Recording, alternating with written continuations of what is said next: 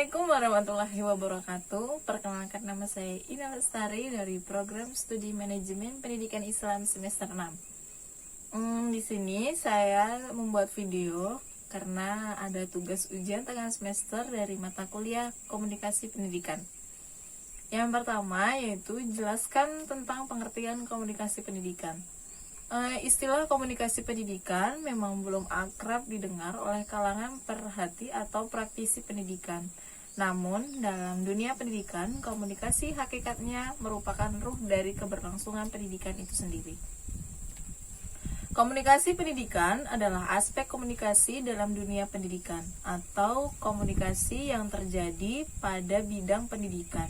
Jadi, segala interaksi yang berhubungan dalam semua aspek pendidikan yang saling berkaitan dan saling mendukung satu sama lain. Ada yang lebih sederhana lagi tentang pengertian komunikasi pendidikan, bahwa komunikasi pendidikan dapat diartikan sebagai komunikasi yang terjadi dalam suasana pendidikan, yang proses pembelajarannya pesan atau informasi yang merambah bidang atau peristiwa-peristiwa pendidikan. Proses pembelajaran pada hakikatnya adalah proses komunikasi, penyampaian pesan dari pengantar ke penerima. Pesan yang disampaikan berupa isi atau ajaran, simbol-simbol komunikasi, baik verbal maupun non-verbal. Soal nomor 2, yaitu yang menjelaskan tentang fungsi komunikasi dalam pendidikan. Fungsi komunikasi dalam pendidikan yaitu ada 2. Yang pertama, fungsi komunikasi sebagai pengembangan pengetahuan dan keterampilan. Komunikasi merupakan sebuah proses pemberian dan penerimaan informasi yang berbentuk pemindahan informasi. Seorang pengajar akan bertindak sebagai orang yang memberikan informasi dan disampaikan kepada peserta didiknya. Kemudian, peserta didik akan memberikan respon dan mengembangkan informasi yang sudah diberikan kepada peserta didik. Jika proses ini terjadi, maka komunikasinya sudah pasti memiliki peran dalam pembangunan pengetahuan, baik dari peserta didiknya maupun pendidiknya. Jadi, fungsi komunikasi sebagai pengembang pengetahuan ini lebih banyak ditemukan atau sering terjadi ketika proses pembelajaran berlangsung di dalam kelas. Yang kedua, yaitu fungsi komunikasi sebagai pembentuk sikap dan nilai.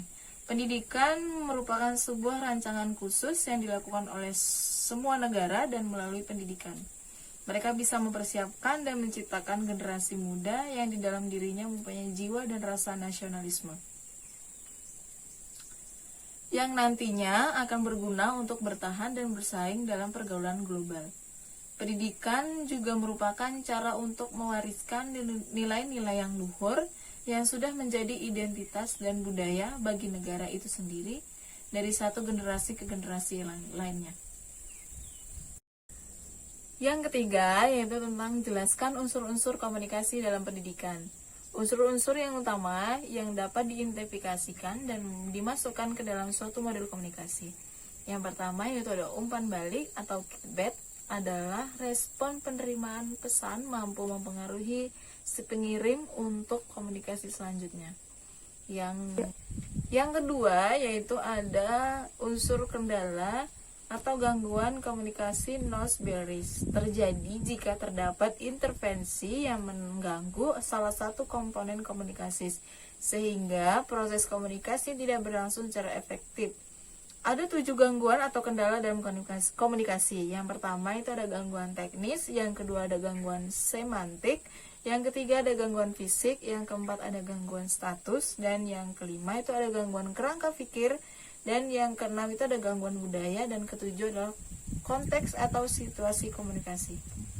Yang keempat yaitu ada modul sonon atau weaver. Model ini membahas tentang masalah dalam mengirim pesan berdasarkan kecermatannya. Model ini juga mengandaikan sebuah sumber daya informasi yang menciptakan sebuah pesan dan mengirimnya dengan suatu saluran kepada penerima yang kemudian disebut ulang pesan tersebut. Yang kelima yaitu ada model komunikasi linear. Model komunikasi linear adalah model komunikasi yang sangat sederhana dan menggambarkan komunikasi berlangsung ya secara satu arah. Model komunikasi tidak terdapat konsep umpan balik dan penerima pesan bersifat pasif. Model ini komunikasi merujukkan pada model komunikasi linier, diantaranya adalah model komunikasi Aristoteles. Yang keenam, yaitu ada model komunikasi transaksional. Model komunikasi transaksional adalah model komunikasi yang menekankan pada pentingnya peran pengiriman pesan dan penerima pesan. Model komunikasi transaksional mengaitkan komunikasi dengan konteks sosial, konteks hubungan, dan konteks budaya. Yang ketujuh, yaitu ada model komunikasi interaksi. Model komunikasi interaksi adalah model komunikasi yang menggambarkan komunikasi secara berlangsung dua arah. Komunikasi interaksi digunakan dalam media baru seperti internet atau media komunikasi lainnya, atau bisa dibilang media komunikasi modern. Model komunikasi interaksi adalah model komunikasi Osgood-Scrum. Soal yang kelima, yaitu ada jelaskan komunikasi yang efektif dalam pendidikan. Yang pertama itu ada kejelasan. Komunikasi dengan peserta didik, guru harus menggunakan bahasa dan mengemas informasi yang jelas sehingga mudah diterima dan dipahami oleh peserta didiknya. Yang kedua yaitu ada ketepatan. Ketepatan atau akurasi ini menyangkut tentang pengumuman bahasa yang benar dan kebenaran informasi yang disampaikan. Yang ketiga yaitu ada konteks atau sering disebut dengan situasi.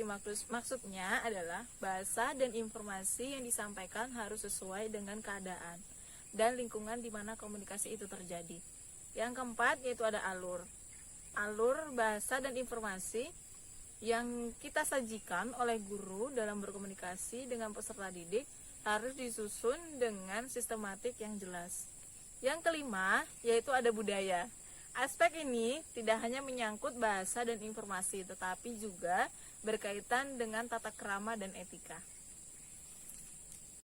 Soal yang keenam yaitu ada jelaskan hambatan-hambatan komunikasi dalam pendidikan. Hambatan-hambatan komunikasi dalam pendidikan yaitu ada 4. Yang pertama, hambatan dari proses komunikasi. Dari proses komunikasi itu ada 5. Yang pertama, hambatan dari pengirim pesan. Yang kedua yaitu hambatan dalam penyediaan atau simbol. Dan yang ketiga itu ada hambatan media. Dan yang keempat itu ada hambatan dari penerima pesan. Yang kelima itu hambatan dalam memberikan balikan. Hambatan nomor 3, yang nomor 2 yaitu hambatan fisikal. Dalam hambatan fisikal itu ada 2, gangguan kesehatan dan gangguan pada alat-alat komunikasi. Hambatan yang ketiga yaitu hambatan semantik, artinya mendua yang berbeda. Dan hambatan yang keempat atau yang terakhir, hambatan psikologis. Kadang-kadang mengganggu komunikasi, misalnya menimbulkan trauma yang sangat tinggi pada korbannya. Soal yang ke-7 yaitu jelaskan kiat-kiat dalam meningkatkan bagi anak yang pendiam. Yang pertama, kita sebagai seorang tenaga pendidik harus mencari tahu apa alasannya, kenapa dia bisa pendiam. Kita harus dapat memahami berbagai cara karakter siswa yang ada di sekolah kita. Walaupun itu tidak semua, tapi kita harus bisa memahaminya. Yang kedua yaitu ajak siswa berinteraksi sesuai minatnya.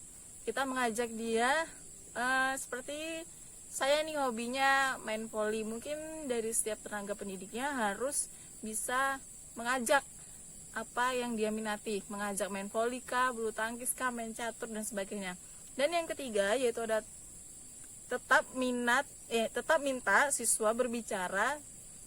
Bagi siswa yang pendiam bukan berarti siswa itu cuek dan tidak peduli. Mungkin dia hanya tidak berani berbicara, sebenarnya dia ingin berbicara tapi tidak atau ada rasa takut dalam dirinya untuk berbicara. Terima kasih. Ya, mungkin itu saja yang bisa dapat saya jelaskan dari tugas-tugas UTS yang Ibu berikan. Dan saya ucapkan terima kasih. Wabillahi taufiq wal hidayah. Assalamualaikum warahmatullahi wabarakatuh.